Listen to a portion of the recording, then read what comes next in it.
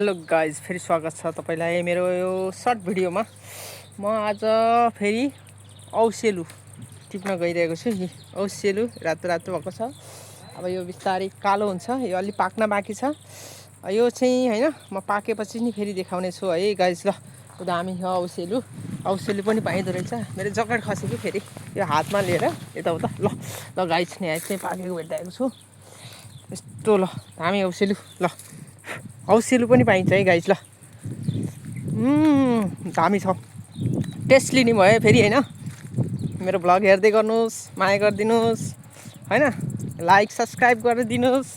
अरू त के भनौँ र खै, मगन्ते भइँदो रहेछ कि यो सानोतिनो भिडियो बनाउने भएपछि।